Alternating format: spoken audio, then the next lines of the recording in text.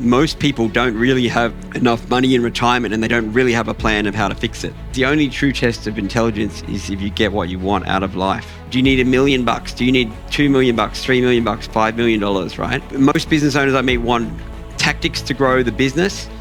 But if we look at that end goal, what we actually need is a strategy to build the wealth. Ultimately, you build the golden goose of net worth, and then over time, later on, you can harvest the eggs and live off the eggs without killing the goose. But how much time have you spent learning about business, studying marketing, studying sales, these kinds of things? And then ask yourself the same question of how much time up to this date have you spent learning about investing? The system is setting you up to not be wealthy in retirement. Do we want to do what the wealthy do, or do we want to do what the poor and middle class do? Okay, let's get underway. So this session is called Engineering the Wealthiest Version of You, Transforming from a Business Owner into a High Net Worth Individual. So in my path in recent years, what I've really noticed working with over 300 business owners is that we all set out into business, but it's not really to run the business, it's really for the result of the business. So we're setting out to ideally create security, certainty, optionality in our life, but ultimately, kind of in the back of our mind is, hey, we really do need enough money for retirement and to have a fun retirement, not one of those, counting coins type retirements. But now let's look at the big picture of, hey, are you going to have enough at the end? And then what are the things that you can do to really crank that up? So I'm not a registered financial advisor, so this is just for educational purposes only. All right, so if we think about this with the hunting in nature, we really don't want to be the slowest, because what happens to the slowest? They get eaten, right? So ideally we want to be the fastest in the herd. So that's what this is really going to be talking about. Everything I'm going to show you here really, really works. I'm kind of like one of those guys on the internet who got lucky, but luck is labor under correct knowledge. So I kind of engineered it for myself. And really, I'm able to live, it's a concept I learned from James Tramko, the semi-retired lifestyle. So yes, I do work and I progress on stuff, but it's not always just a mad sprint. I get to surf every day. I get to have a heap of fun. We vacation a lot and that kind of thing. So if we think back to the advice that a lot of our parents gave us and the older generations from us, and was really like, hey, get a good, safe job. But who thinks this is good advice now? Go get a good, safe job. Because what's the problem with a good, safe job? The worst number in business is 1. That employer can tell you at any time to go. And as we saw, I'm even guilty of it myself, putting off my executive assistant, and replacing her with a $15 a month AI tool. It's not great, but it happened, and that's just an example of, and it wasn't even that we just ran out of work. We didn't have any work anymore. That was really what that came out about. But a lot of people say, hey, what you do is too risky. I want to play it safe. But what does playing it safe look like? Okay, so does anyone see a problem with this plan? Have fun early on, then work really, really hard, and then at the end have a little bit of time and then die. But I definitely want to modify this so you're having fun, the whole way through, and work smart. So who knows who this guy is? Naval Ravikant. He is so wise. He's like one of the wisest people I've ever studied in my life. So he says that there's an intelligence test to life, okay? It's not about how good you are at math or how much money you make or anything like that. He says the only true test of intelligence is if you get what you want out of life. So that's like getting crystal clear on what you want out of life, because your subconscious brain works like a heat-seeking missile. So if you never tell it exactly what you want out of life, or if you never write it down, then you'll kind of meander along. The way a heat-seeking missile works is it seeks, did I get hit a heat source? And if I didn't, then, or if I didn't hit a big one, then it keeps going until it hits a big heat source. So your subconscious brain needs specifics that you like, exactly what's the cash flow we're after, what's the lifestyle we're after, what's the end goal in our super and in our personal, and then engineer it, how are we going to make it happen? So what is your number? When's enough? So what this is talking about is for that retirement figure. What are you chasing? Do you need $1 million? Do you need $2 million, $3 million, $5 million? Right. So can everyone get a number in their head? You don't have to tell me out loud. What is the number that you're chasing for in retirement? That would be enough. And then we're going to do some blackboard math. So what's your number? We just spoke about that. So in this example, we'll go through a hypothetical example of $3 million. Okay. And then what's your current net worth? Like, so as far as what could you get your hands on? So say it was 500,000 through your personal and your and your superannuation. And then how many years until you're kind of slowing down? In this example, let's assume we were slowing down at 65 and we were 50 years of age now, but you might want to slow down at 70 and whatever. But anyway, for this example, so we're saying, hey, you got 15 years, right? So are you on track in that example? This is very, very common of a lot of business owners that I meet, right? But they just want to keep doing the exact same thing and are not willing to pivot or change. So are you on track, or you need a faster horse? In this case, we've got a $2.5 million gap and we've got 15 years to do it. So we have to put aside $166,000 a year to meet that goal. So that kind of seems a bit hard, doesn't it? That doesn't feel that fun. But the good news is I'm going to show you an easier way to do that later on and how I've been doing it. This is based off the idea of, hey, we're just going to work in our business and we're going to try and make this money and save it, which is a very, very hard way to get wealthy on its own. It's a great vehicle, but it's not the only vehicle. So unfortunately, many business owners that I meet won't ever achieve their number goal, at the end of what they're chasing. So most business owners I meet want tactics to grow the business, but if we look at that end goal, what we actually need is a strategy to build the wealth. Does that make sense? So ideally we want both. We get both. So realistically, we can't do the same thing as everyone else and expect a different result. So we want to work smart, not hard. This is another Naval thing, Naval Ravikant. I've really, really studied him a lot. He says that we need to get rich without getting lucky, and that it's a learned skill. Making money is a skill that you learn, which I thought was really, really smart. So it's like, who are we studying, and have they got the results that we're after, or are we just doing the same thing as everyone else?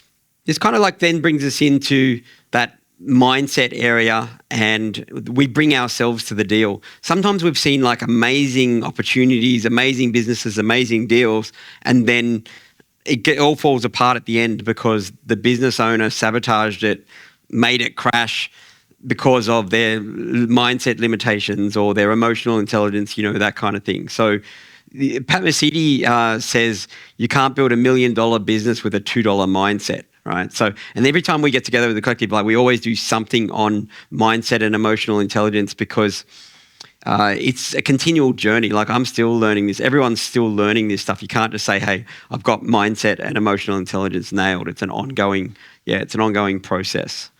The reason why I put up the lottery thing is because you see those examples where someone won $2 million in the lottery and that, how long did they keep it? Not very long, 5 years or something to that effect, and it's gone. And the reason why is because they got $1 million money with a $100,000 mindset. Does that make sense? And so they literally didn't know how to manage the money. And it's interesting with money, it kind of feels like there's an energy component to it, and you either attract it or you repel it, sort of thing. And so I think the attraction is definitely more fun of the two than the repel it. So Tony Robbins is one of my greatest mindset coaches over time, says, as much as 80% of your success is your mindset and your emotional intelligence. And then this is a Jim Rohn thing, which is like work harder on yourself than you do on your business. So, which is based off that whole you will never outgrow your level of mindset and emotional intelligence. There's a lot more to emotional intelligence and mindset than this, but we'll just cover a couple. Smooth emotional intelligence. So what that means is like, if our emotions are a mess, if we're like really happy and then we're really sad and we're just like a volatile train wreck, those people are very, very rarely are they successful. There is exceptions. I would say Donald Trump would be an exception. Like his emotional intelligence, like and he like tweets and things happen. But he has been very successful. But that I would say is the exception, not the norm. As far as like working with over 300 business owners, what I've found is if you can control your emotions and be pretty steady, that definitely helps with things. The third thing here was like a bias towards action. You can spend a lot of time learning things, talking about stuff, but like actually really, making it happen. And then the last one, and this for Jules and I, this has probably been the most important out of these 4 big things, was resilience. Because as a business owner, I've never found it to just be 100% smooth journey upwards and to the right. Do you know what I mean? Like you're always getting kicked in the guts. And then, there's that, I think it's a Rocky thing. It's not about whether or not you're going to get a hit. It's about how hard you can get hit and then just keep moving forward. And that's kind of like it's going to be, if you think about it with a bicycle, when you're learning to ride a bike, you fell over, like your parents didn't say, oh, maybe this bike riding isn't for little Johnny. It was like the resilience, get up. And there's that saying, like get back on the bike or get back on the horse. Although I've had examples with the horses when they're like, get back on the horse. I'm like, nah, fuck that. That horse is crazy. But that's an example where you don't have control over them. Maybe I just didn't have the right level of skill. So it's as much as 80% of your success. One thing that I've seen, especially in recent years, one of the biggest things biggest risks to great wealth is the emotion side. When things go wrong, if people can't control their emotions, it like really sabotages them. And particularly on the investing, it does happen on the business as well.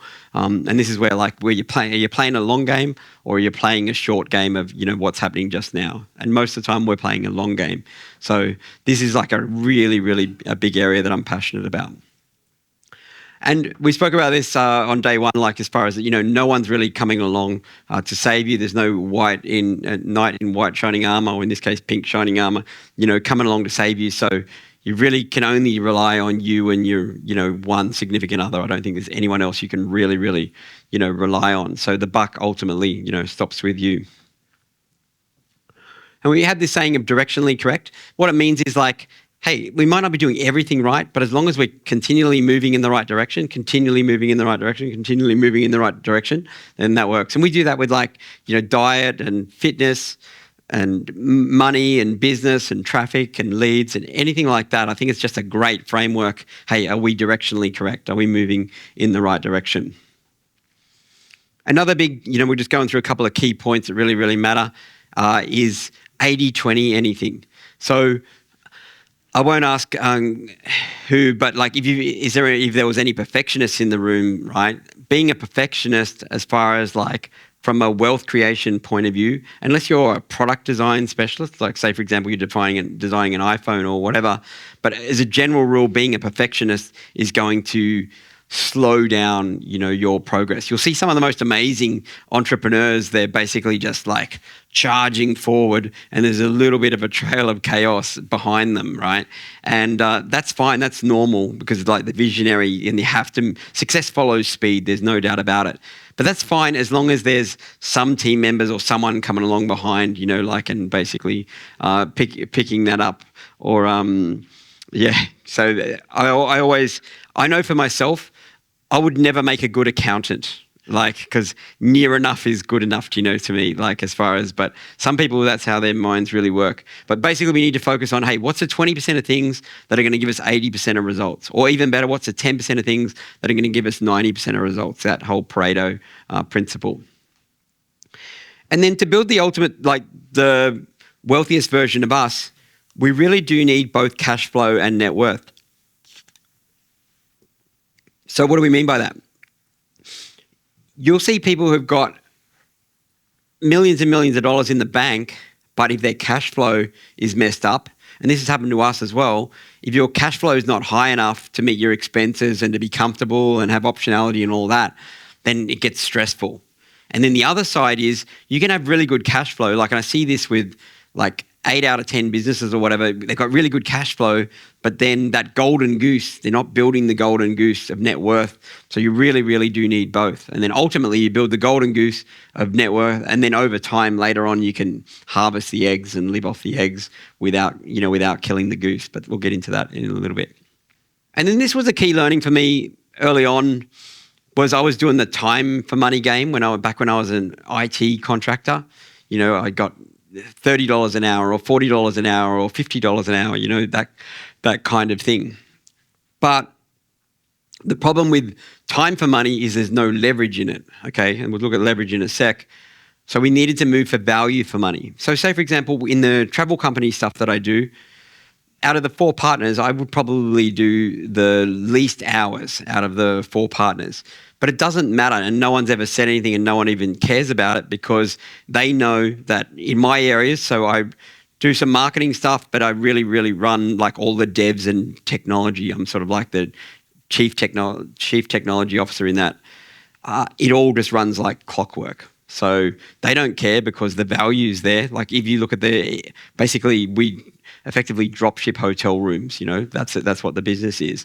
And so it's a marketing and sales company and a technology company. So it's like a SaaS that does that. So the technology is a key piece. But I've implemented this system, a self-managing team, where I meet with them at the start of the week and then I meet with them on Thursdays. And at the start of the week, everyone knows exactly what they need to do. They know the priority orders. And then we have an accountability system so that when we meet together later in the week on the Thursday, everyone knows we're going to go through that exact project plan. And it's the old thing of, like when you go to school and you didn't want to turn up without your homework, it's the exact same thing. But on that as well, if we had a lot of things due, we may make the meetings closer together. So that'll get more work out of the team if we then make those daily meetings, where they turn up, how you're doing with your homework, and get faster iteration loops. But when we're younger, we're often doing time for money, and as we get better at business and life, we need to move to value for money. How much value do we bring to get paid for, not how much time did we put in? And we spoke about leverage. This ultimately sort of builds into leverage. So what I have learned is that the more leverage that we have in life, the faster we can build wealth.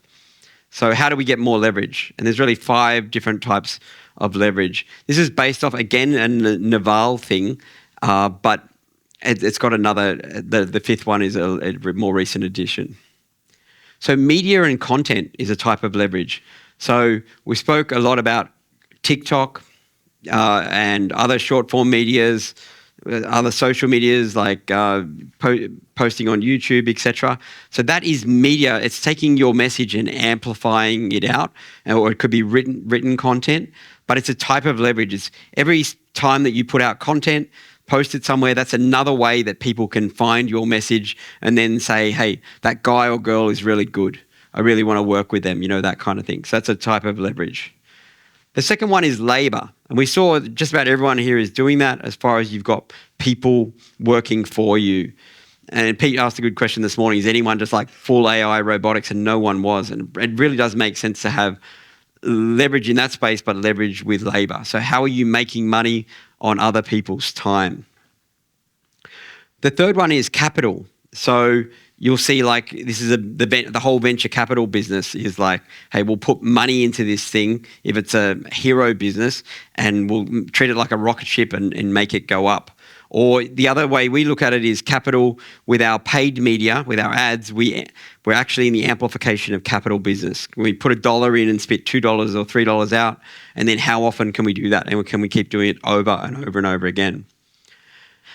And number 4 is code or internet. And that's why my favorite business model is SaaS, software as a service, because you're effectively building something that then runs largely without you, but it can capture leads, it can make sales, it can do upsells or downsells, cross sells, all that kind of thing, without you. So we'll show you the couple main types of business models in a sec. But yeah, code and internet. And the 5th one is AI. So could you see how if you could increase all those things, you could get a lot more leverage in your life and you could make a lot more money. And then one thing that I said yesterday and got mentioned a couple of times was on the number 1 Simon Beard thing of just just 5 times the amount of content in the front end is kind of like one of the fuels on the fire that you can really, really do these days. And I think number 5 is really powerful these days as well, as far as like how can you make your team more efficient? How can you make your business more efficient? Yeah, with AI. So 5 types of leverage. And we all just think about, hey, the business, but how can we get multiple vehicles working for us? Who thinks this guy looks reputable? I think we've all met someone like that. So anyway, so different type of vehicles. So we've got our business as a vehicle. We have our personal cash, like what we're doing in our personal entities. And then we have our superannuation, or what Americans call a 401k. So often we're very one-dimensional. Hey, yeah, I'm a business guy, or I'm a business girl. I'm going to make money in the business.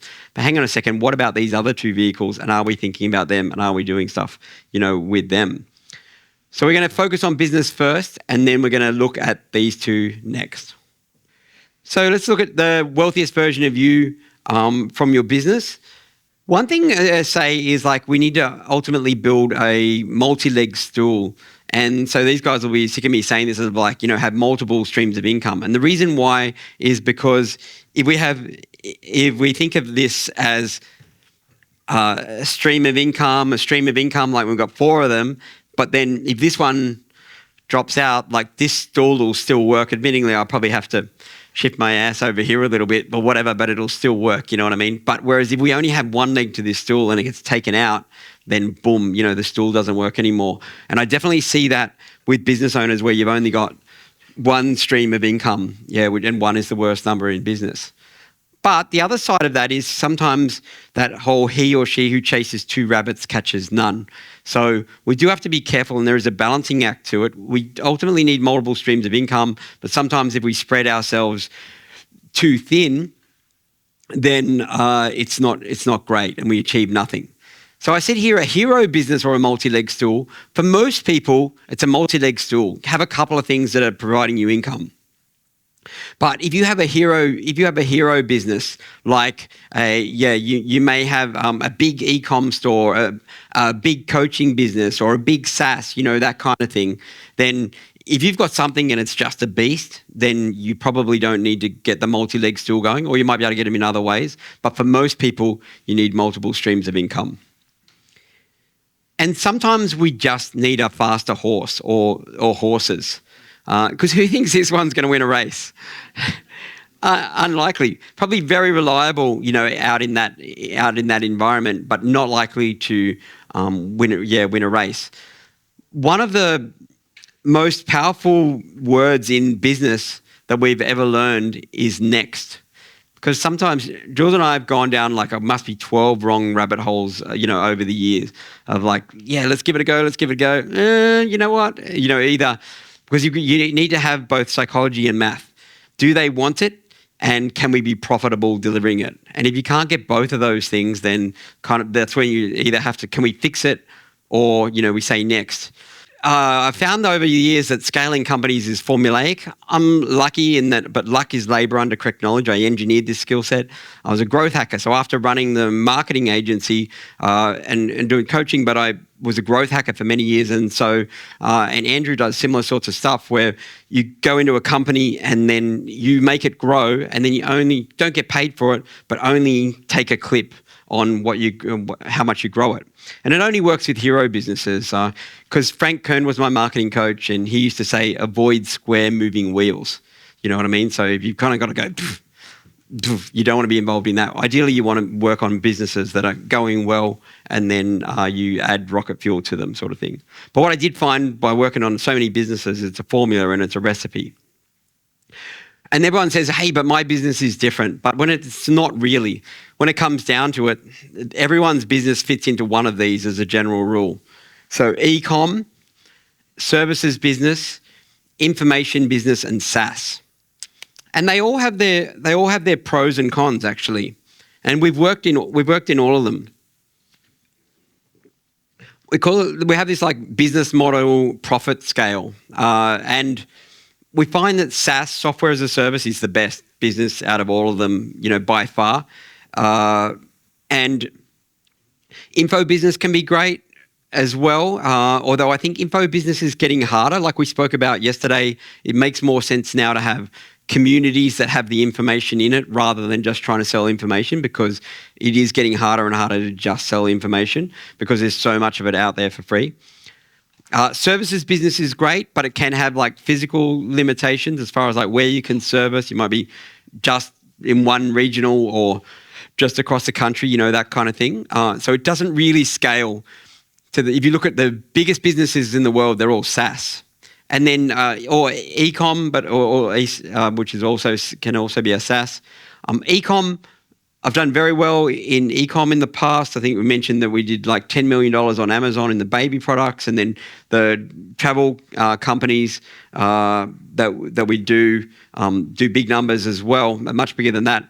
But one thing with a lot of e-com is you're always paying for stock. So you make money and then you got to buy more stock, and then make money and buy more stock. So I have been guilty, and I've seen so many of where the money's just going around in a circle. And so Kevin mentioned it really well this morning as far as like managing that cash flow cycle, as far as how quickly can you get the money back in, and that's a really, really important one with ecom. But so my business is different. It's actually not. They're all the same. Okay, so let's look at the 80-20 of maximizing profit from the business in this framework. So increase content, desire, and brand. So that whole, hey, can we 5 times the amount of content and value that we add, like at the front end. Then the second one is like, can we amplify paid ads? So paid media, ads amplification business. So how many times can we multiply our capital? Put $1 in, spitting 2 or 3 out, go, go, go, go, go. We have no marketing budget whatsoever. If something's not working, yes, then we have a marketing budget. We turn it down, we tweak it. In our travel companies, actually, one of the things that's really, really made the most difference has been innovation. Just the speed that we innovate, the speed that we iterate. So it's kind of like a SaaS mixed with an e-com store, and we would put out 3, 4, or 5 just revisions of different stuff that we're either testing, in the cart, or an upsell process, or a customer retention process, or all these sorts of things. It's just never-ending iteration of enhancement in that space. So that's been a really, really big key. So profitable ads. If you've got something that's already working, throw more fuel on that fire. Increase the number of leads. One thing we've found is with businesses, the more leads you have coming in, and especially the more qualified leads, the more powerful that the business is. Because if you've only got that 1 or 2 or 3 leads coming in, remember that word I spoke about before of, hey, we've all taken on that client where you kind of, your gut feel was, this is, they're not great for me, or we're not great for them. Something's not right here, but you've needed the cash flow and you've taken it on. Like if you've got really, really good leads, you don't fall into that situation, because you can say, hey, we're probably not a right fit for each other, but here's a free resource I'd recommend, or have a chat with so-and-so and refer them on. So increasing leads, really, really makes a difference. And Frank Kern was my coach in marketing for a while, and he was saying just increase the number of offers. How many offers have you got going out there? Like as far as different lead magnets and all that kind of stuff, and then just test quick, figure out what works, and then get rid of the losers. So increase the number of sales. We call this the profit triad. Increase the number of sales, get them spending more, and get them coming back again. So this is a very, very big focus and makes a massive, massive difference. So how many customers can we get? How much can we get them spending, at that time? And then can we get them buying again through follow-up sequences? Or ideally, can you put them on continuity so that they buy again, which means, repeat purchases? Can we decrease expenses? Really, the fastest way to increase the profitability of any business is just to decrease the expenses. So, because here's how it works. If you earn an extra $1,000 this month, that's not $1,000 worth of profit, because you might have cost of goods on that, you might have tax on that. So it might only really be $400 or something to that effect. But if you decrease the expenses of the business by $1,000, then that's direct profit. So often this is a better area to focus in than some of the others. And then minimize taxes legally. All right, so they're like eight. There's a lot more things to business than that, but that's just kind of like 80-20ing it down. And if you are a business owner, and you've got a good business, sometimes just taking money off the table is a great way to go. The amount of times that I've seen it when someone's had a really good offer to do an exit and then they've held on, and then over time the landscapes change and the business isn't worth anything, or it's worth a fraction. So there's a lot to be said. Sometimes you just want to keep it and grow it and scale it. But at the moment, helping two people with different exits, taking money off the table, and you'll have to pay some tax on it, but just buying time, buying freedom, and then being able to assess, hey, what do I want to do next? And doing it in a strong, powerful position is a great way to go. The common problem we see over and over again, and we were very guilty of this as well, we're making money in the business. Now, let's reinvest it back in the business, okay? And so this is good while you're growing or scaling, and I think there's seasons to it. But if you do this all the time, then you never get to the point of, hey, what am I running this business for? It's really to fund my lifestyle, to make my retirement better, all that kind of thing. So this is a common trap. Anyone else guilty of this, or just me? Yeah, nearly everyone. And so it's so common. We need to get money in the business is great, but we need to get money out of the business, right? So, and ultimately, cash if we can. So key question, hey, do we want to be a business owner, or do we want to be a high net worth, still business owner, but entrepreneur and investor, right? So my focus, my identity used to be, hey, I'm a business owner, but now I'm a high net worth entrepreneur and investor. Just change that mindset, because if we go back to that key problem initially, remember we were looking at most people don't really have enough money in retirement, and they don't really have a plan of how to fix it. So ultimately, this is where we go into the second part of we need to get our money working for us rather than just us working, for money. And ultimately, we need to be able to get money out of the business in order for it to be useful to us. So we've got money in the business. We need to be able to get it off into personal. Because remember, we were looking at those buckets, and we've got the business, we've got the personal, and then we've got superannuation. So, and we'll talk about superannuation a little bit more in a sec. And so superannuation, while it's not amazing, what it does do is give you a lower tax environment that you can actually grow the money faster. The downside of it is that you can't touch it until you're, 65 or something in Australia. You can get early access at 60. For some people, they might be thinking, hey, that's 20 years off, or that's 15 years off, or whatever. But the other side of it is it can be forced savings as well, because in some ways the government's saving us from us, sort of thing. And the other good thing I like about superannuation is they'll allow you to take a certain amount of money off, the table, relatively tax-free. I think it's like $25,000 a year or something like that. Ask your accountant about it. But ultimately, long story short, we need to take money out of the business. You can't just leave it all in the business. We need to get it into personal, and we need to get it into superannuation. So that's talking about business. Now let's change to the second part of our story, which is the wealthiest version of you, but from investing this time, so how we're going to plant something small and then, make it grow. So Albert Einstein, we talked about him yesterday a couple of times. Does anyone remember what he said about compound interest? Yeah, eighth wonder of the world, right. So if you understand compound interest, you can get it working for you, compounding, where a number's getting bigger, and then if even it had the same result, that's getting bigger again, the next year bigger and bigger. Or if you don't understand compound interest, you can pay it. So your bank understands, your mortgage broker, they understand compound interest very, very well. And you're on the wrong side of the equation there. But with your investing, with what we're going to look at together here, you can very, very much be on the right side of business. Okay, so let's look at our blackboard math. Because you remember, when we looked at this before, it kind of felt a little bit ordinary, didn't it? Hang on a sec, how are we going to make up that gap? So I think it's important we go back to that, and then let's solve that problem. All right, so if you remember, just quick recap, $3 million. Say we're 50 years of age, we've got 15 years left, we've got 500K right now, and then are we on track? Hang on, we're going to have to just save 166,000 a year, which everyone kind of agreed was not easy.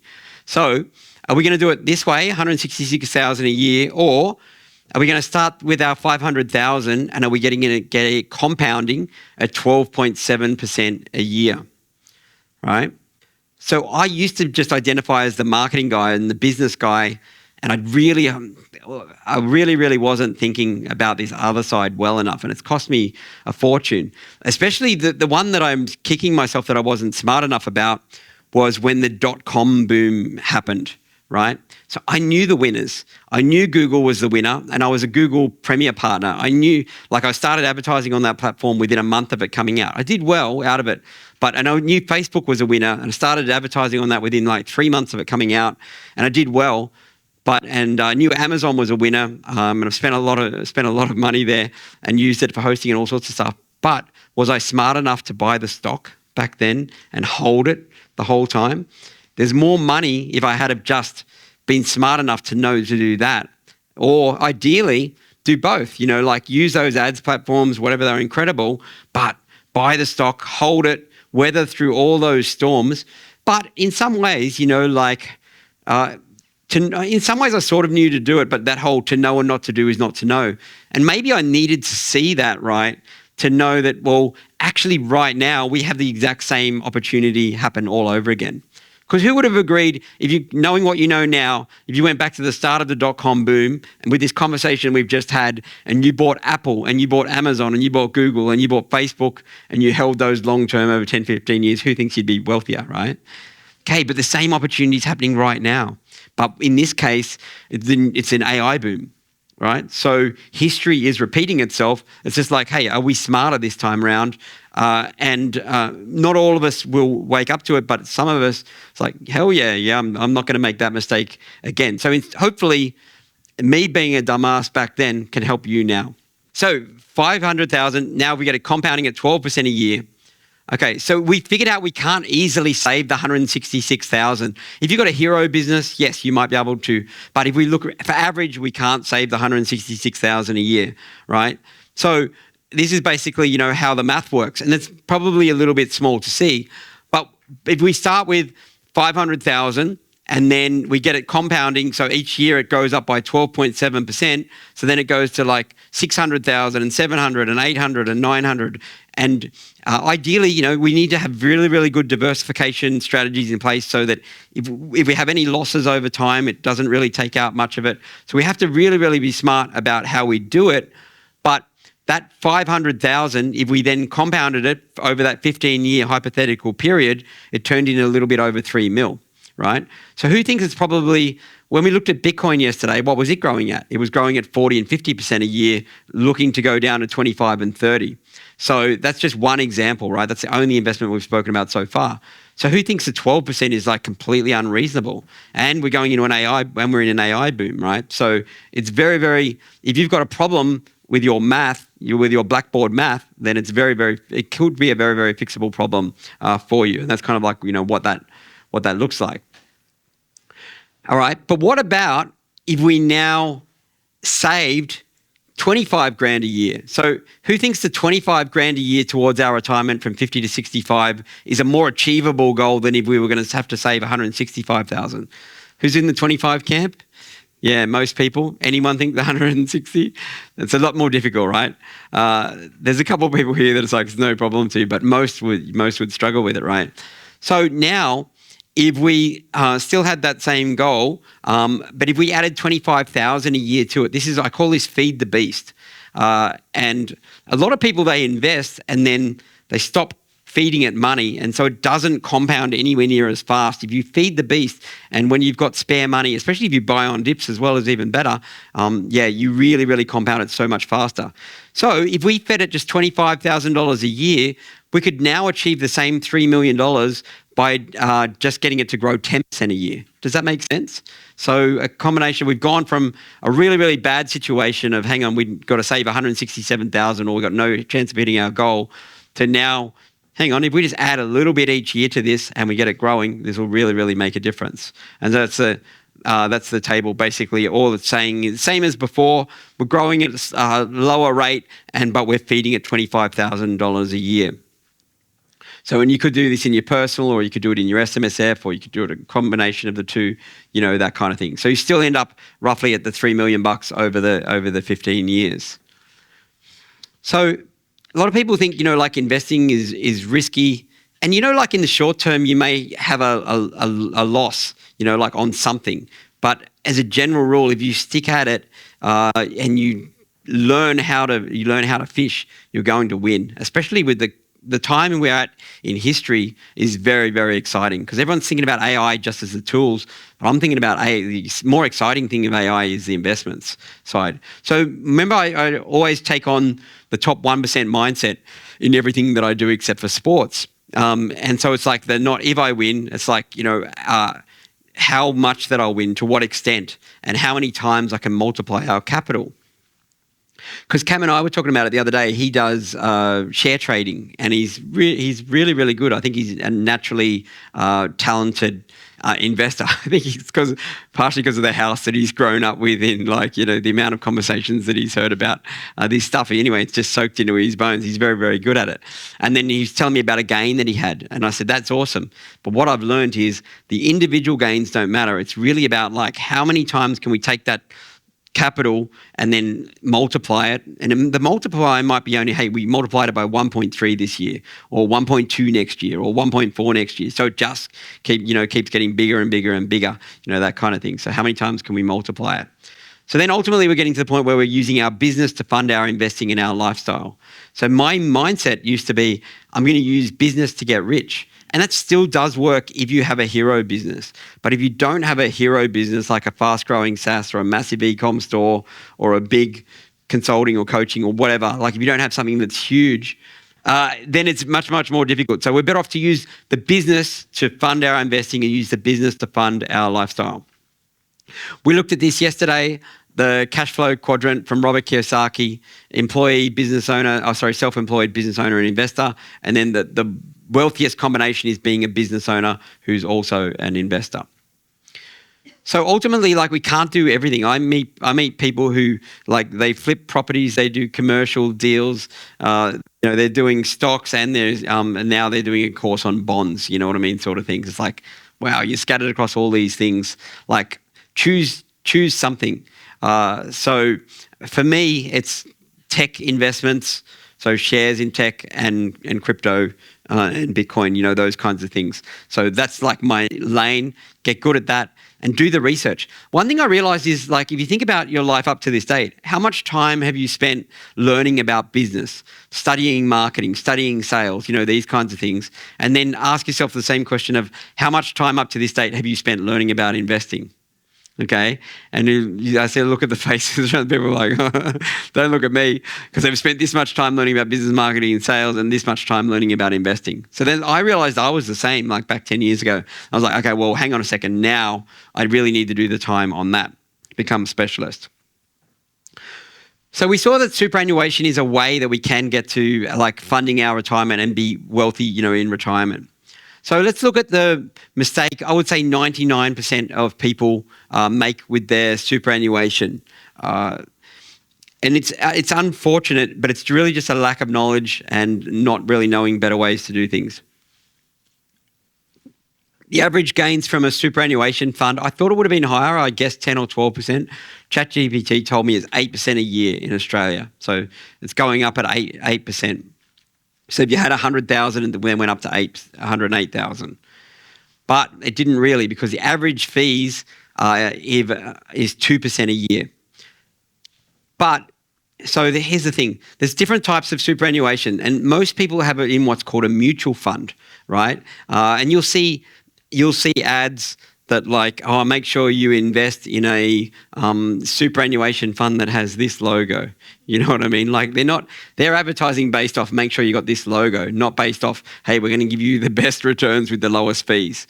So we'll run a poll, see who is more interested in investing if they got this logo.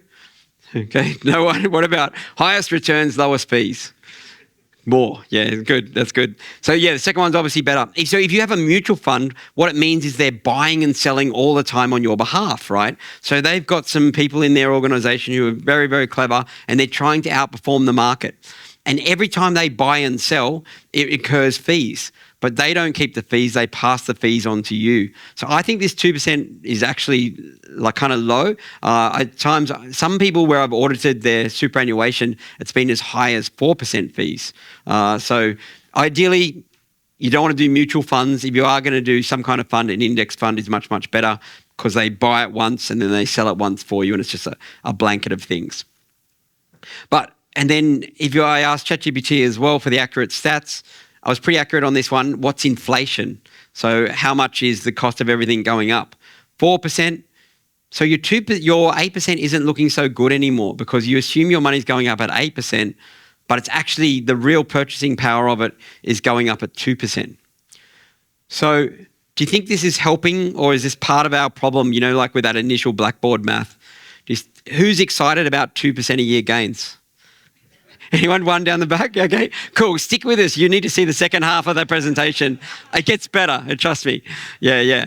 So 2% gains is rubbish. We don't want this. You know what's funny, but what's interesting? If you think of 100 people you know, or say you think of 10 people you know, 9 or more of them, this is their standard. This is exactly what they do. This is their wealth creation plan. Does that make sense? And this is the norm in Australia, right?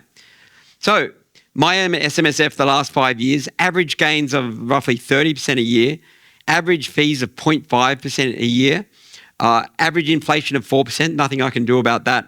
So our average real gains is 24% a year. Do you see the difference? 24% versus 2.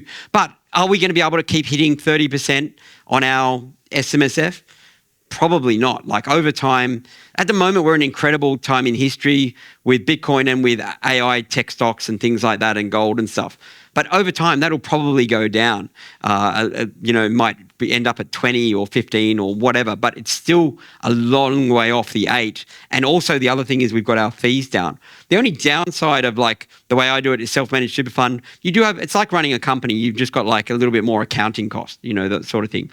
But I'll take more accounting costs. It's just like running a company. Everyone, you've got to do a books for your accounting because it means that I'm not limited in what investment vehicles that I can get into. So if you then look at the 2% versus the 30%, if you started with 100,000 over 15 years, in this graph, it doesn't even look like the 2% one, has moved at all, right? And I'm sure if you zoomed in, it has gone up slightly, but you can see the difference because basically you're set up to not have the compound interest like working in your favor is basically what's happening. And then this one was like if you got rid of the inflation figure, it does show like what's happening with it. Your number is going up, but your real purchasing power is not. So do we want to do what the wealthy do, or do we want to do what the poor and middle class do? So ultimately, we want to do what the wealthy do. So 99% of people have managed superannuation funds, and 75% of the money in Australia is in managed funds, right? And then 1% of the people have self-managed super funds, and that accounts for 25% of the money. Do you see a trend there? What are the smartest people doing? Yeah, 1%. They're doing the self-managed. And the reason why is because, say for example, you have a superannuation fund and your number 632,314. How much do they care about you versus how much do you care about you if you manage it yourself? That's why I try to teach people to fish, learn how to fish themselves, because no one's going to care about your retirement more than you. There's no one coming along to save you. So hopefully the thought process evolution goes from, hey, I need to keep up with AI and I need to grow my business, but it evolves to then saying, hey, but I also need to learn and play the money game of the rich, because the system is setting you up to not be wealthy in retirement. But if you just learn different stuff, you can be very, very, very wealthy in retirement is what I've found from my experience. So if we want to be wealthy in retirement, ultimately we have to move from superannuation that's managed, remember with that high fees, we have to learn how to fish. So you either have to do the fishing or get someone to teach you how to fish, and then ultimately you have to move over to a self-managed super fund. Because if you speak to your accountant, they'll say, oh, you don't have enough money in it or whatever, because there's a little bit of, it's just like running a company. But you ultimately have the choice. I would say as long as you got more than 50 grand or 100 grand or something to that effect, then this is a good move. If you only have 20,000, it may not be because, the cost of running like a corporate entity, for your self-managed super fund.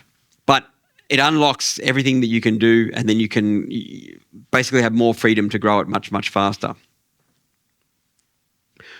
So who would be interested in the answers on the wealthy retirement test? We've got 2, 3. All right. 4, 5. All right, so I'll run through it for you, 4 or 5. So basically the winning categories, so hard assets. So remember we looked at gold, we looked at silver, we looked at Bitcoin. Remember yesterday, is the government spending our money wisely? Are they managing their budgets? Yes or no? No. Are they going to be able to get that under control? Not likely. So then they're going to keep printing money. So gold, silver, Bitcoin is going to be more and more valuable. So crypto, blockchain, again, the world is moving all that way. It's just a better way of doing things. The world's financial system is broken. And then AI technology. Remember that story of like, hey, I should have bought Google, Amazon, etc. So it's like these categories. But then, so if they're the 3 winning categories in the world, now what are the winners within those? Does that make sense? So what's the 80-20 within that? Well, yeah, within the 80-20. And then can we do this in both our personal and can we do it in our SMSF? Cool. And then we can outperform the gains by just keep feeding the beast. I see this so often where someone's put money into their investments and then they've let it ride and then they talk about how much it's gone up or didn't, but didn't keep feeding it. So you can see here the investing consistently, it gives it a bump and then it's a bigger amount of money that goes in. And ideally we want to, so this is a 4-year cycle from the crypto's gone through historically. I think it's different now, or Bitcoin cycle is different now post the ETFs, but the rest of the crypto altcoins will probably still go through that cycle. But if we can buy in bear markets or buy when the markets just had a correction, so I had a big correction this week, and then I did another buy, that kind of thing. So buy in dips will outperform. And then so there's like the building the big golden goose, but you can also build cash flow streams with this. So ideally, if you can get your investing to create some passive income streams that are greater than your expenses, that's kind of like really how you can get free. So one of the things we've been talking about with a couple of people in the group is that there's not now a modern money market with a guaranteed 10.25%. So you put in $100,000 and then they'll guarantee to give you 10.25% a year. And that's a Fortune 500 company. So that's pretty good if you're in a situation where you've got a lot of cash. That can be a great spot to park it. Then there's also another strategy that we're getting into now, which is high dividend, high yield, maximization stocks. And so these are stocks that are really designed, they do some clever stuff and they pay you 4% a month to 6% a month. So you just get money every month. So ideally getting more and more of these income streams that if you can get more money coming in without you doing anything, getting your money working for you, that's awesome. And then there's a much higher risk one, but higher gains, which is AI bot trading. And some of those can be as high as, 10 and 12% a month. So, which is, because basically with trading, it's very, very hard to outperform an AI trading bot because we have emotions and they don't. So they just work off rules. So very, very smart, some of those things we can do. And then ultimately, like moving to this, what do the top 1% of people do? They don't try to maximize their income, right? What they try to do, and because if you pay yourself $100,000 or you pay yourself $200,000 or whatever, the government wants a good chunk of that. It might be 37%, 40%, whatever it is of that. What the really, really rich do is they don't do that. They build up assets. So they buy shares or they'll buy like gold or Bitcoin or whatever, that kind of thing. And then they'll build it up in value, doing exactly what we're talking about, compounding it. And then once it's big enough, then they'll borrow a little slither of it, like 10% or something like that, and then live off that. So because borrowings, if you borrow from an asset, you don't pay any tax on it. And then the next year they do the same thing again. And they never actually pay it off, but the asset keeps going up in value and they've just got this money going around in a circle. And that's what, like, if you look at the world's billionaires, a lot of them don't pay very much tax at all. And this is how they're doing that. Like Elon Musk, when he got his latest, like he's negotiating this, I can't remember the size of it. It was a massive, massive deal. If he hits certain goals, he doesn't want to be paid in cash. He wants to be paid in stock options. And so he's going to receive stock for his company, and then he's going to borrow against it. Anytime that he wants money for himself or to do anything, he just borrows against it, and then he just pays it back and borrows against it and the money goes around in a circle. That's basically what the billionaires of the world do. And there's people in the group that do this a lot better than me. Rob is like one of the leading authorities on this in the country, particularly in the development space. But we're also, Jules and I were looking at, okay, well, parking gains. There's this old saying, safe as houses. So parking gains off in property over time. I think it's great to own your house. It's great to own other property assets.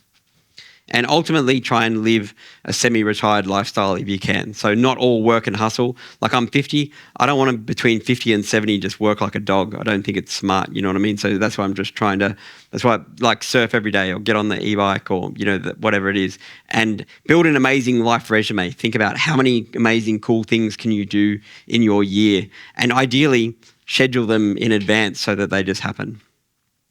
So ultimately, all of this is a massive game of chess. You can see that if we do B plus I, is much smarter than B.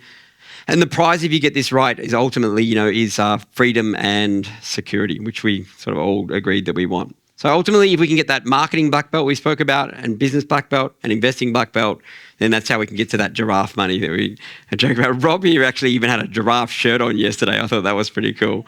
That was awesome. So very good. He's keen on his giraffe money. So if we identify as, hey, I'm a business owner, and I know there's a lot of us, then can we morph and our identity become, I'm B plus I, I'm now a business owner, plus an investor. There's more money in that. So at the beginning, I said, hey, I'll just show you, people have been asking about the collective. I'll just spend 5 minutes now and then show you what we do with that, because this is kind of like a taste of what we do in that group. Obviously, in there, we go a lot deeper. So the idea is to help transform business owners into high net worth entrepreneurs and investors and have a heap of fun on the journey is really what that's about. So the areas that I help you in with, so the mindset and emotional intelligence stuff, then also growth hacking and maximizing profit from your business, helping you to get money out of the business and put it in personal and super, how to what the money games of the rich are, and then play those so that because most people don't even know the rules of the game, let alone know how to play them. Change your superannuation from super to SMSF. We haven't even spoken about this at all, but what we do is we do biohacking. So we very, very big in this, things like the full body MRI. We do things to slow down our aging process, things to do hormone optimization, all that kind of stuff, lifestyle, diet, nutrition. This is a big focus in the group as well. You've seen major, major changes, in people's lives. Yeah, and then help people with the self-managing team. So we've been very, very good at creating freedom back. So helping people how do you get unstuck? Often people don't have a project management system, or they don't have a way of getting their team doing stuff without them. So help people to get more time and money freedom. And we help people to be ahead of the curve with AI. So hopefully you've improved your knowledge in AI in this space. So we do that constantly. We help you to get more traffic, so we'll have working meetings with you. I'll help you build your Google AdWords, help you build your Facebook ads, and then there's other people in the group that can help with that as well. Funnel optimization, so landing page design, that kind of stuff. Capture more leads, to help you to turn your leads into more customers, and then for those who have e-com, how to drive more e-com sales, and then ultimately how to engineer more profit and cash, exactly what Kevin was talking about. It doesn't really matter how much money you make in the business. It really matters about how much profit and cash you can pull out of it. But the best bit of it is these folks, the group of amazing, positive, like-minded entrepreneurs and investors who do really cool, fun stuff together a couple of times a year. This was the recent one we took in Queenstown, which was an amazing trip. The next thing we have is a jet ski safari coming up, which is in December. So it's just amazing, positive, like-minded, help each other, on the journey. So this was when we went and did whitewater rafting in Cairns. We have another whitewater rafting thing in Sydney coming up in March. And at the masterminds, because everyone bonds together, then when someone gets up and presents their biggest problem or opportunity, you get everyone helps them in a safe, trusted way. So, and because they friends, they really, really help each other. It's amazing, a powerful thing to see.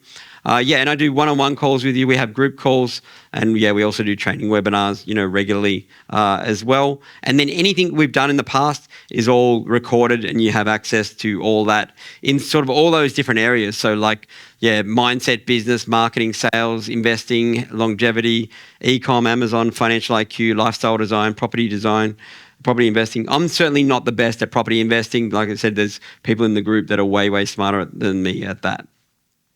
So give you access to all of our training. So really, if you look at the results, it's very, very common for people to double the business, in the first year, and go on from there. Some of them doubled multiple times, tripled, etc. It's very, very common because it's a formula and a recipe. And what's interesting, if you look at the businesses now, a lot of people are more excited about the I side, the investing side, than they are the business. But they all came in for the business originally, and then they morph over time into B plus I. And then the ones that have been at it for a while are doing, really, really well. So ultimately, once you learn these things, I think you can become a puppet master. And then, people say you can't have it all, but I think really you can. If you know what you're doing, you kind of can engineer to have it all. So with that way we work with businesses, it used to be nearly $5,000 a month, when we had our agency, but that was a lot more hands-on. Now we work with businesses for less than $3,000 a month. So at the moment, we're doing it at $2,500 a month. And to some people, that'll seem like a lot of money. But then if you look at that problem before of, the blackboard math, are you on track to reach your goals? If you keep doing the exact same thing that you're doing, are you going to get a different result? Probably not. So does it make sense to spend a year of your life learning the money games of the rich and playing those games? Because what's the cost if you don't learn these things? You've either got to learn it or have someone teach it, to you. So I've heard this was said at the Christmas party, recently, where it's like a sliding door opportunity. If you go through this door, your life changes in a whole bunch of ways that you really don't even realize at this stage. So it's a pretty cool, fun thing to see the transformation that happens in people's lives. So ultimately, two choices: invest in yourself, go it alone, or let us help you to achieve your desired results, faster. And if you get it right, there's really good freedom and security to it. Jules and Cam handed out these forms. So if you want to have a chat, just fill that out. And then we're very honest as far as we'll look at your business, look at where you're at in your life and what your goals are. And if we can help you, we'll let you know. And if we can't, then then we'll let you know as well. So very, very honest with that approach. But hopefully you got some good value out of that. And a couple of things, I saw some people have some good ahas, and people told me about the one yesterday that really had a good impact on them. So hopefully this had a good impact on some of you. All in all, we live by this, live a great story, work smart. So notice it doesn't say work hard. It's work smart, play hard, and enjoy the journey. Thank you.